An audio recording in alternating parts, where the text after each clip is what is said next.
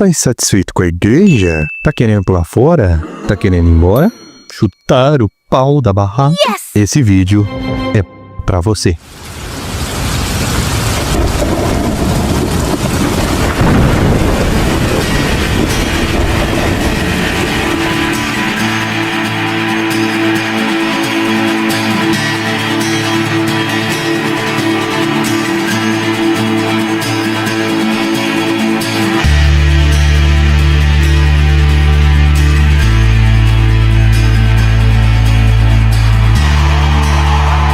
Olá, meus amigos, minhas amigas, aqui quem fala é o Baú de Souza. Nós estamos aqui para mais uma conversa simples e objetiva sobre o tema dos desigrejados. Hoje nós vamos falar a respeito desse fenômeno muito comum hoje em dia. Pessoas que decidiram sair, evadir da comunidade cristã, mais precisamente da igreja ou das igrejas. Nós vamos falar 3 causas, motivos pelos quais as pessoas acabam saindo da igreja. Vamos nessa? Bem, dentre os 3 motivos nós temos relacionamento, boicote e pecado. A primeira causa que geralmente faz pessoas boas saírem das igrejas, do convívio da igreja, que nós vamos elencar aqui, é o relacionamento. Ninguém vem para uma igreja com expectativa de que vá sair. Geralmente a pessoa está vindo para a igreja com o objetivo de permanecer. Uma pessoa bem intencionada, ela recebe Jesus como seu Salvador e ela adentra aos quadros da membresia. Eita, que eu falei difícil. Aos quadros de membros, né, da igreja. Porém, muitas vezes as pessoas elas vêm com uma expectativa equivocada ou já viciada do mundo. As pessoas adentram para a igreja, quando elas aceitam Jesus, elas criam expectativas naturais de que ali dentro elas terão um convívio com pessoas diferentes, um mundo diferente daquilo que elas têm como experiência. Muitas vezes essas pessoas vêm machucadas, vêm traídas dos tipos de pessoas com as quais elas se relacionaram anteriormente. De um modo geral, quando alguém aceita Jesus e vem para o culto coletivo, dificilmente essa pessoa terá clara em sua mente um conceito que ele é básico com relação ao relacionamento na igreja. A igreja é um extrato da sociedade. A igreja é um recorte social. Quando essas pessoas chegam da rua, vamos dizer assim, da rua, entre aspas, elas acreditam de verdade que elas vão encontrar um meio de convivência totalmente diferente ou absolutamente diferente do que elas tiveram anteriormente. Mas essa é uma expectativa inicial equivocada e que quase ninguém se dá conta. Essa é uma expectativa equivocada que quase ninguém se dá conta até o momento em que acontece um problema grave de relacionamento. Então, é necessário se ter em mente que quando você se torna um membro de uma igreja, as pessoas que ali estão, elas vieram do mundo assim como você, grande parte. Se uma igreja saudável e que está cumprindo o seu chamado, vai ser assim. Em grande medida, você vai encontrar pessoas que vieram do mundo.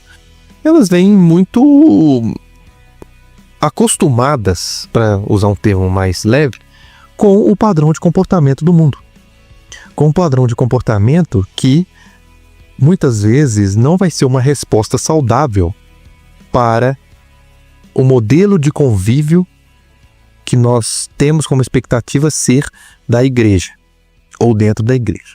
Portanto, pessoas que não têm um preparo maior de vida e que buscam na igreja um modelo familiar de relacionamento, podem se frustrar, porque vão se deparar com pessoas que também não estão tão preparadas assim para conviver. Bem, o segundo motivo que produz a evasão de pessoas da igreja é o boicote. Eu vou destacar aqui o boicote. Sim, ele é real. E ele acontece e é mais comum do que você possa imaginar. De um modo geral, o boicote ele surge de um receio ou medo de retirada de protagonismo.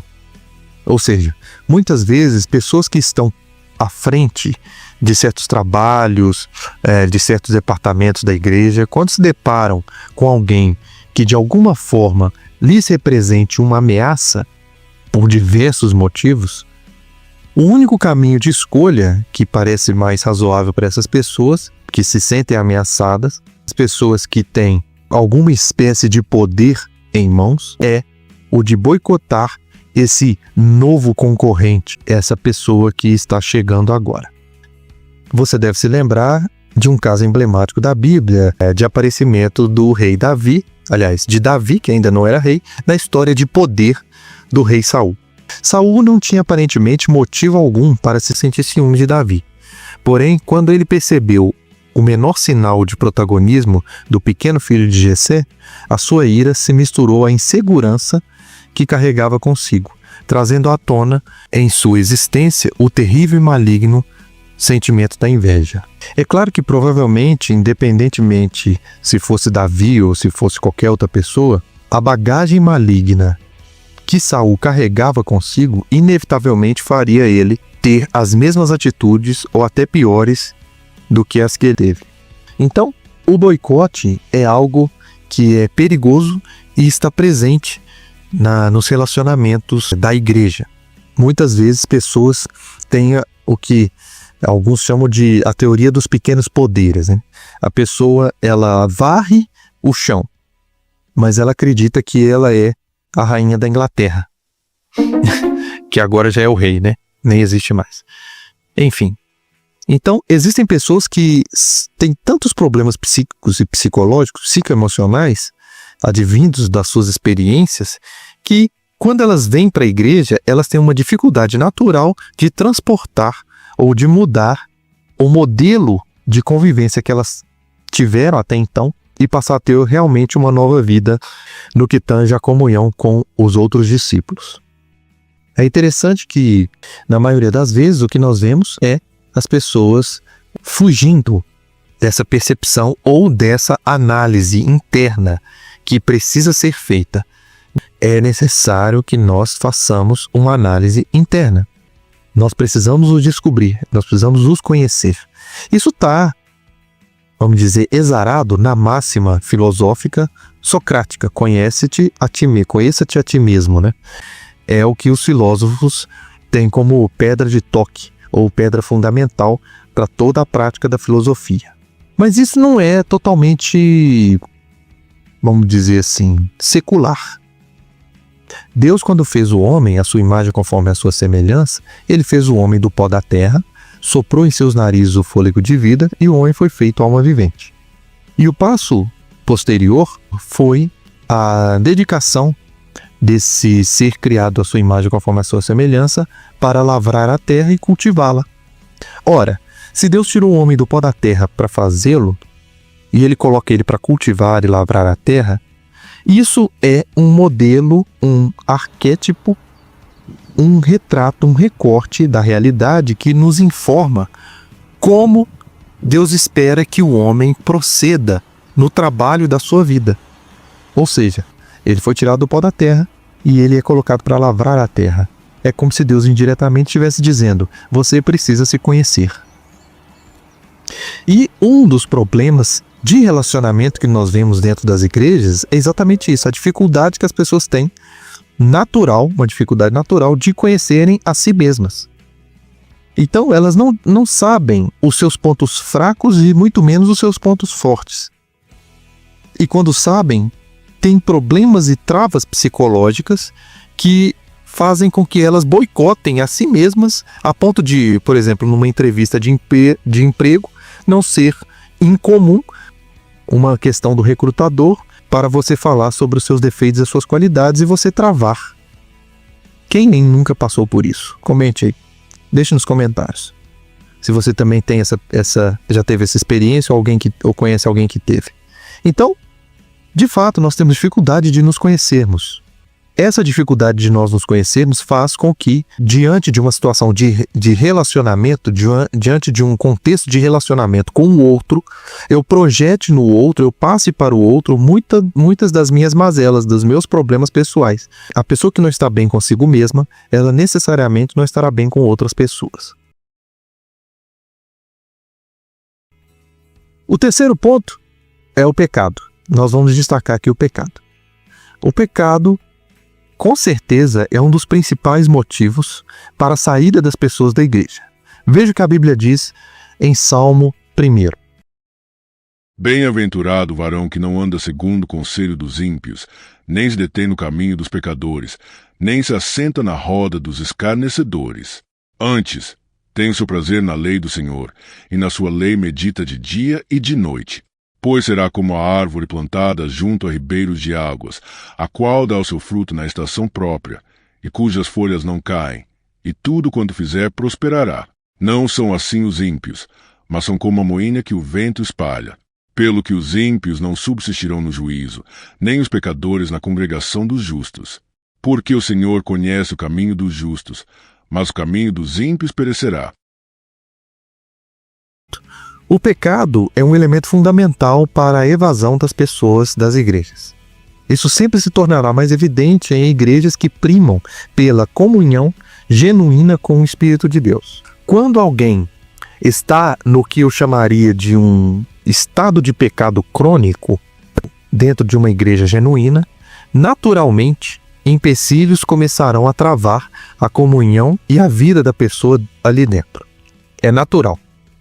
O resultado desse processo será o inevitável afastamento dessa pessoa da comunhão com os irmãos.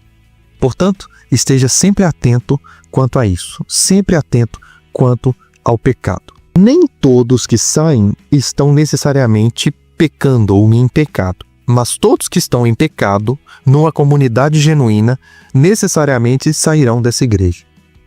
Porque existem apenas dois caminhos. Ou a pessoa se arrepende e muda de vida e decide realmente mudar de vida, e aí ela vai ter que contar com a ajuda dos irmãos. Isso vai se manifestar por meio da confissão, por meio de outros processos bíblicos e cristãos. Ou ela, de fato, ela não vai resistir e espiritualmente vai ser impulsionada para se retirar daquele local. E sempre vai ter uma desculpa física, uma desculpa material. Vai ser ou não ir com a cara de alguém, vai ser ter um problema com fulano ou ciclano, porque pastor não fez isso, enfim. Vão surgir N fatores, N desculpas para essa causa fundamental, que na verdade é o pecado e a falta de arrependimento. Isso quando estamos tratando de escolas ou de igrejas genuínas, de igrejas que realmente estão buscando a santidade, igrejas sadias, saudáveis. Perfeito? E isso é o que o Salmo 1 nos ensina. Vamos ver agora as possíveis soluções para isso? Primeiro, nós precisamos ter em mente que congregar e se reunir é um fenômeno do céu. Veja o que foi dito no Evangelho de Lucas, capítulo 24. E eis que sobre vós envio a promessa de meu Pai. Ficai, porém, na cidade de Jerusalém, até que do alto sejais revestidos de poder. E aconteceu que, abençoando-os ele, se apartou deles, e foi elevado ao céu. E eles tornaram com grande júbilo para Jerusalém. E estavam sempre no templo louvando e bendizendo a Deus. Esse é um relato da ascensão de Jesus. Então os discípulos ficaram reunidos para o recebimento do Espírito de Deus. Em Atos 2, a Bíblia destaca: E cumprindo-se o dia de Pentecostes, estavam todos reunidos no mesmo lugar. E, de repente, veio do céu um som como de um vento veemente e impetuoso, e encheu toda a casa em que estavam assentados. Perceba, portanto, que a reunião dos discípulos era requisito fundamental para o recebimento do Espírito Santo. E somente por meio do Espírito os discípulos cumpririam a missão dada por Cristo a toda a igreja. É por isso que vemos mais tarde na carta aos Hebreus a recomendação clara e expressa a respeito da reunião dos discípulos de Cristo. Hebreus 10, 19. Tendo, pois, irmãos, ousadia para entrar no santuário pelo sangue de Jesus, pelo novo e vivo caminho que ele consagrou pelo véu, isto é, pela sua carne. E tendo um grande sacerdote sobre a casa de Deus, cheguemo-nos com verdadeiro coração e inteira certeza de fé, tendo o coração purificado da má consciência e o corpo lavado com água limpa. Retenhamos firmes a confissão da esperança, porque fiel é o que prometeu. E consideremo-nos uns aos outros para nos estimularmos ao amor e às boas obras. não deixando a nossa congregação, como é costume de alguns, antes admoestando-nos uns aos outros, e tanto mais quanto vedes que se vai aproximando aquele dia. Portanto, a imagem que nós temos aqui é uma relação perfeita entre comunhão e sacerdócio. Ele está falando em Hebreus que nós temos um sacerdote, ele está falando para nós nos limparmos, isso era uma figura do tabernáculo. O sacerdote, ele tinha como um dos ofícios dele se limpar, lavar na pia. Além disso, ele faz uma relação, uma conexão entre o sacerdócio e a comunhão dos cristãos, a comunhão na igreja, a comunhão com os discípulos. A pessoa que se isola, ela está fazendo um movimento contrário à demonstração sacerdotal. Aqui nós temos que tomar bastante cuidado a respeito disso, porque não necessariamente sair de uma instituição representa isso. Vamos ver outro texto em Salmos que vai deixar isso mais claro. Salmo 133. Ó quão bom e quão suave é que os irmãos vivam em união. É como óleo precioso sobre a cabeça, que desce sobre a barba de Arão, e que desce a orla de suas vestes. Porque ali o Senhor ordena a bênção e a vida para sempre. Perceba que aqui a figura que se manifesta pela comunhão, ó quão bom e quão suave é que os irmãos vivam em união. A figura que se manifesta é a figura do sacerdote. É a figura do sacerdócio, o sacerdote sendo ungido. Portanto, o sacerdócio é o segredo do sucesso da igreja. Uma figura para o mundo espiritual que se apresenta pela comunhão dos irmãos, pela koinonia, é a figura sacerdotal. É o ente sacerdotal. E esse ente, com toda certeza, é Cristo. Porque lá em Hebreus ele está comparando, em primeiro lugar, o sacerdócio de Cristo e a comunhão com os irmãos, advertindo que nós não devemos deixar a nossa congregação. Tende, irmãos, ousadia para entrar no santuário, pelo sangue de Jesus, pelo novo e vivo caminho que ele nos consagrou pelo véu, isto é, pela sua carne, e tendo um grande sacerdote sobre a casa de Deus, não deixando a nossa congregação, como é costume de alguns, antes, admoestando-nos uns aos outros, e tanto mais quanto vedes que se vai aproximando aquele dia. Não se trata apenas de um cargo, mas de um encargo, de uma missão. Do ponto de vista coletivo, há a manifestação sacerdotal do corpo de Cristo, porque o corpo é de Cristo e Cristo é o sumo sacerdote. Então há uma relação direta entre comunhão dos irmãos e o sacerdócio. A verdade é que a missão sacerdotal ela foi endereçada a toda a igreja, que é a reunião de judeus e gentios, o corpo de Cristo, a família de Deus, conforme Efésios 2. Portanto, a imagem que é reproduzida aqui no mundo espiritual da comunhão dos irmãos é a imagem do sacerdócio. De modo coletivo, a igreja apresenta ou manifesta esse sacerdócio espiritual quando estabelece a comunhão na terra. E foi precisamente nesse sentido que o Messias Yeshua declarou em João 17:17. Santifica-os na verdade. A tua palavra é a verdade. Assim como tu me enviaste ao mundo, também eu os enviei ao mundo. E não rogo somente por estes, mas também por aqueles que pela sua palavra hão de crer em mim, para que todos sejam um, como tu, ó Pai, o és em mim e eu em ti, que também eles sejam um em nós, para que o mundo creia que tu me enviaste.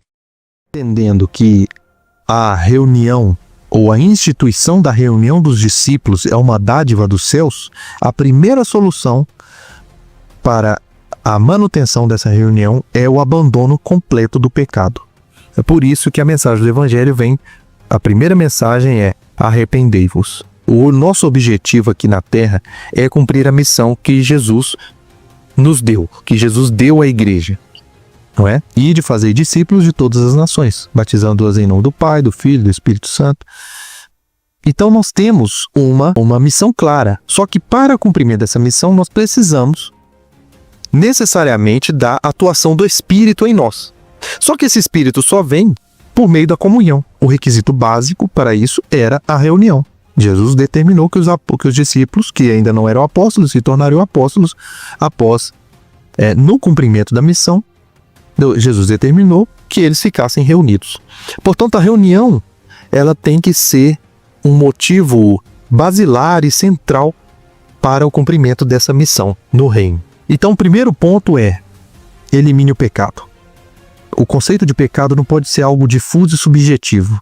O conceito de pecado deve ser, em primeiro lugar, um conceito objetivo, um conceito demonstrado pelas Escrituras de modo objetivo. Senão, cada um vai dizer o que é pecado para si, o que não é, segundo a sua própria consciência. E aí nós corremos um sério risco de ter pessoas que, lá em Romanos é declarado isso, que terão pessoas que serão confundidas na vinda de Jesus. O que é isso? São pessoas que, quando Jesus voltar, elas vão achar que elas estarão salvas, porém elas serão confundidas. Elas não terão um corpo transformado e elas não vão ser salvas. Então, esse é um perigo. Não vos conformeis com esse mundo, mas transformai-vos pela renovação da vossa mente. Então, essa condição, esse estado de arrependimento tem que ser contínuo e durará até o retorno de Cristo. Se você chegou até aqui, nosso muito obrigado. Deixe seu comentário, ative o sininho para receber as notificações do canal. Lembre-se sempre, nenhum homem é uma ilha e nenhuma família é feita de uma pessoa só.